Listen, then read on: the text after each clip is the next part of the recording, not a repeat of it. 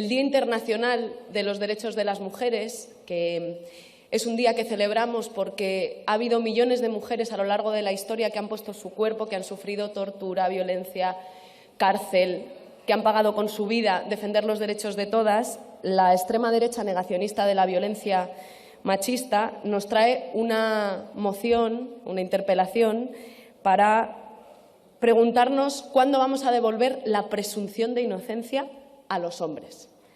Miren, señorías, no solo es un machismo recalcitrante, es una ignorancia profunda de cómo funciona nuestro Estado de Derecho. Poner el consentimiento en el centro del Código Penal no altera ninguno de los derechos procesales que tiene toda la ciudadanía de nuestro país, mucho menos los de los presuntos agresores. Tampoco anula poner el consentimiento en el centro, tampoco anula la necesidad de demostrar los hechos en un tribunal. Lo que cambia poner el consentimiento en el centro es qué vamos a probar, qué le vamos a pedir a los tribunales de nuestro país que prueben. Si tienen que probar las heridas, la violencia, la gravedad de las heridas que el agresor sexual ha generado, ha ocasionado a una mujer para que esa mujer pueda ser considerada víctima de una agresión sexual, o si lo que vamos a probar es si ha existido o no consentimiento y, por tanto, si le vamos a preguntar a las mujeres, ¿usted ha consentido? En lugar de ¿usted se resistió? ¿Cerró bien las piernas? ¿Llevaba la falda lo suficientemente larga? ¿Caminaba por la noche a oscuras por un lugar por el que usted no debía ir? Nosotras queremos que se les pregunte a las mujeres si consintieron o no, como única base, no los medios comisivos, sino si consintió o no, como única base para determinar que hubo agresión sexual. Y esto implica también una pregunta para el agresor, y es si se aseguró de que había consentimiento. Esto no altera nada de la presunción de inocencia. No quiere decir que en los juzgados no se tengan que probar los hechos.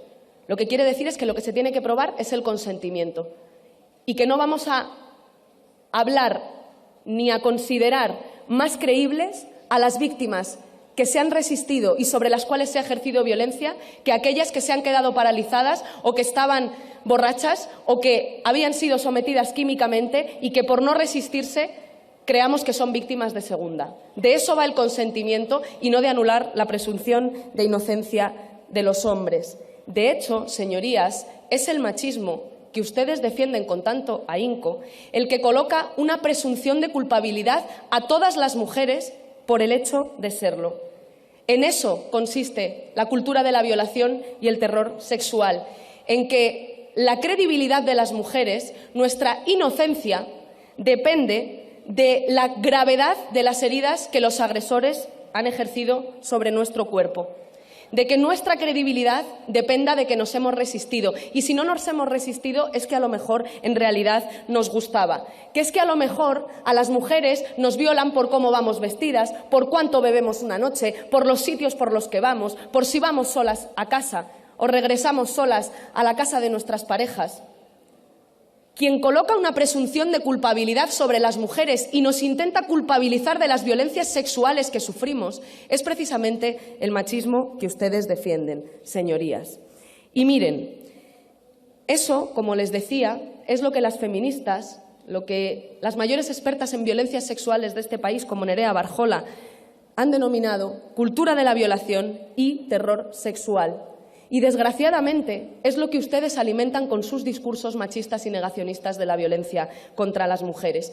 Normalizar e invisibilizar las violencias, responsabilizar a las mujeres de las violencias que sufren. Por eso ustedes, durante toda la tramitación de la Ley Orgánica de Garantía Integral de la Libertad Sexual, no hablaban de posibles rebajas de condenas, de decisiones judiciales de rebajas de condenas a agresores sexuales. De lo que hablaban era de que íbamos a obligar a hacer un contrato para mantener relaciones sexuales. Decían, como han dicho hoy desde esta tribuna, que es que ya no se va a poder decir ni guapa a una mujer.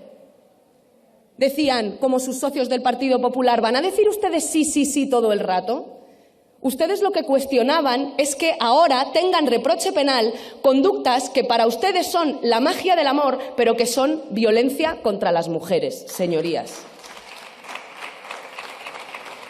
Y miren, ese terror sexual y esa cultura de la violación es también un sistema de enorme impunidad para los agresores.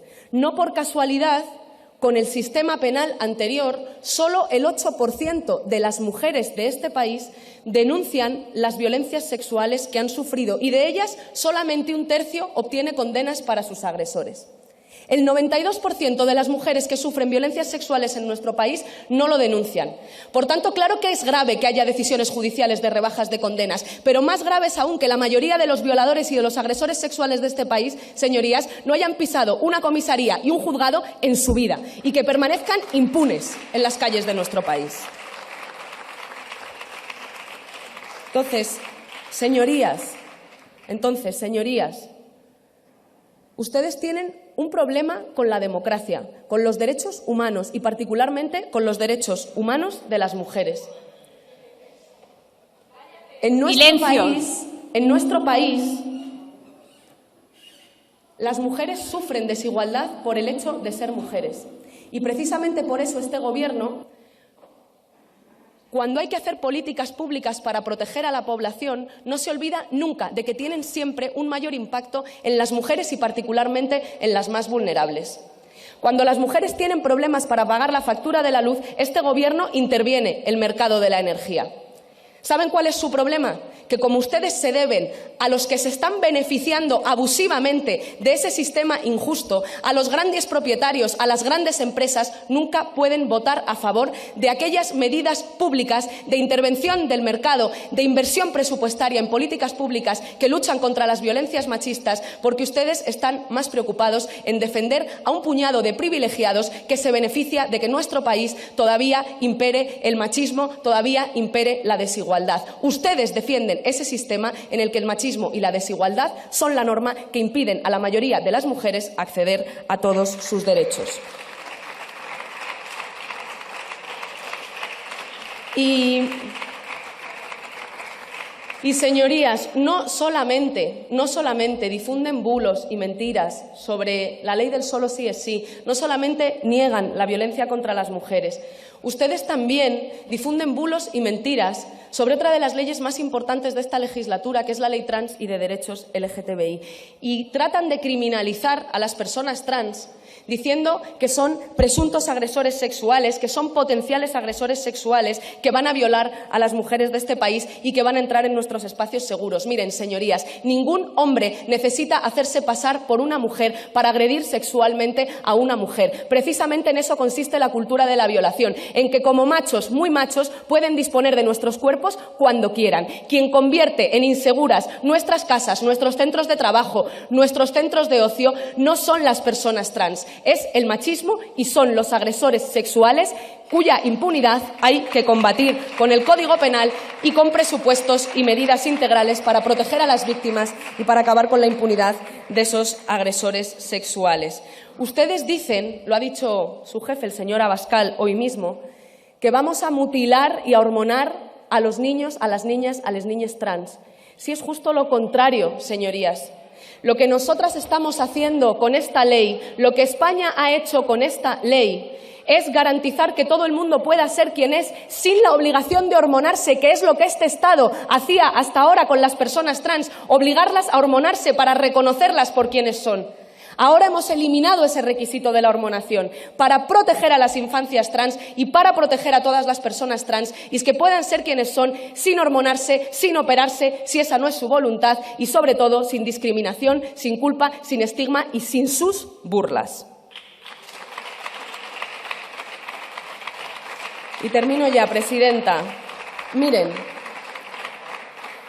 ustedes difunden bulos y mentiras para crear miedo e inseguridad, para estigmatizar y criminalizar a las feministas, a las personas LGTBI, a las personas trans.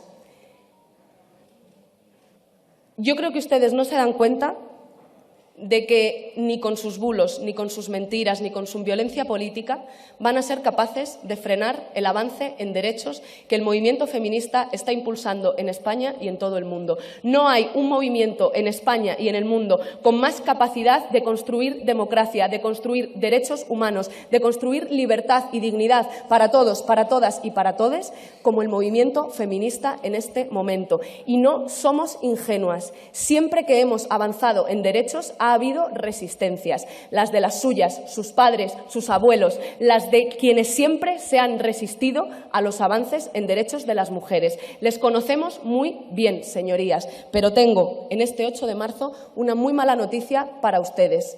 Somos más y vamos a inundar las calles de este país defendiendo la democracia, el feminismo y, por tanto, a España frente a su reacción, frente a sus bulos y frente a sus mentiras. Ustedes quieren retroceder en derechos, ustedes quieren sembrar el odio, ustedes quieren que en nuestro país la gente no pueda ni tener derechos ni ser feliz, y frente a su fascismo nosotras respondemos siendo más y, sobre todo, conquistando derechos.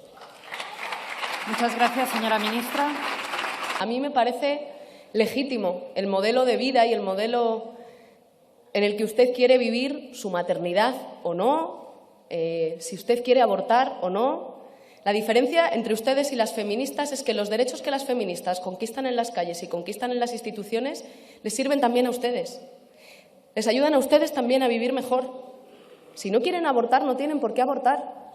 Pero en este país, las mujeres que quieran abortar tienen que poder hacerlo de forma segura y no jugarse la vida como proponen ustedes, señorías. Esa es la diferencia. Las mujeres conquistan derechos para todas, para una sociedad en la que todas podamos tener derechos. Ustedes lo que quieren es una sociedad en la que las que piensan como ustedes puedan vivir de maravilla, con todo lujo. Pero las que no piensan como ustedes, las que son precarias, las racializadas, las que están en situación administrativa irregular, esas, como decía la bancada popular, con los desempleados en este país en el peor momento de la crisis, ¿verdad? ¿Lo recuerdan ustedes? Esa es la diferencia entre el feminismo y ustedes. Ustedes proponen una sociedad de privilegios. Las feministas conquistan en las calles derechos también para ustedes, para que si quieren los ejerzan y si no, no. Pero nuestra sociedad es una sociedad para que todas las mujeres puedan ver sus derechos garantizados. ¿Cuáles son las propuestas que ustedes tienen para la sociedad? ¿Cuáles son? ¿Que las mujeres se jueguen la vida cuando quieren interrumpir de forma voluntaria su embarazo? ¿Esa es la sociedad que ustedes proponen? Que cuando una mujer, su marido, la insulta, la humilla, la desprecia, la maltrata en su casa, tenga que escuchar a sus representantes públicos decir que la violencia no tiene género y piense, bueno, pues algo habré hecho. Esa es su propuesta de sociedad. Esa es su propuesta de sociedad. Humillar, ridiculizar, ejercer violencia política sobre las mujeres que piensan diferente a ustedes y que están haciendo que se avancen derechos en este país también para ustedes y también para sus hijas. Esa es la propuesta que tienen de sociedad. Que muchas personas trans tengan que ver cómo en sus familias no las comprenden, cómo no les dan un trabajo por ser personas trans, porque hay representantes públicos que se pueden permitir el lujo de reírse de las personas más machacadas y más invisibilizadas en esta sociedad. Que tengan las personas LGTBI que vivir y que ustedes les regalen la gracia de vivir, pero en el armario, escondiditos, que no se note mucho que mi hijo es maricón. Eso es lo que ustedes proponen, es su modelo de sociedad. Nosotras, frente a eso, señorías, y de verdad se lo digo, la mayoría de gente en este país lo tiene claro, proponemos derechos. Proponemos derecho a la interrupción voluntaria del embarazo, en la pública, sin tutelas, para que todas las mujeres puedan decidir libremente sus maternidades. Proponemos también intervención del mercado de la vivienda, intervención del mercado de la energía, que los que más tienen más paguen, para financiar la sanidad pública, para financiar la educación pública, para financiar la conciliación, para financiar los permisos de maternidad y paternidad iguales e intransferibles, para financiar el plan corresponsables, para que las mujeres que quieren cuidar puedan cuidar a sus hijos e hijas y las que quieran trabajar tengan a un Estado protector que les ayude también a trabajar y a desarrollar sus proyectos de vida en libertad. Nosotras defendemos que las personas trans puedan ser quienes son sin miedo, sin culpa, sin su ridiculización, sin estigma, sin vulneración de derechos. Que las personas LGTBI puedan ir orgullosas y que nosotras también podamos estar orgullosas de las personas LGTBI en nuestro país. Nosotras defendemos que las mujeres en contextos de prostitución no sean criminalizadas, que puedan tener itinerarios de formación, de búsqueda de empleo, y metemos dinero, presupuesto, para que eso sea posible, señorías. Nosotras defendemos que cada vez haya más dinero de todos los ciudadanos en políticas públicas de igualdad, porque eso es lo que garantiza que construyamos una sociedad en la que todas, especialmente las más vulnerables, las racializadas, las que están en situación administrativa irregular, las madres que están criando solas, puedan tener todos sus derechos garantizados. Y proponemos también, señorías, educación sexual, para que desde las edades más tempranas los niños, las niñas y las niñas de este país puedan conocer su cuerpo, puedan entender lo que significa la violencia machista y la violencia contra la infancia, sepan cómo pedir ayuda si están sufriendo violencia, que deje de estar normalizada e invisibilizada. Que sepan que de adultos podrán amar y mantener relaciones sexuales con quien quieran, que todas las orientaciones sexuales, las identidades de género son legítimas y que pueden ser quienes son sin miedo y sin culpa, señorías. Nosotras defendemos España, ustedes solamente defienden el fascismo y la reacción. Y como les digo, en este 8 de marzo somos más y frente a su fascismo construimos más derechos.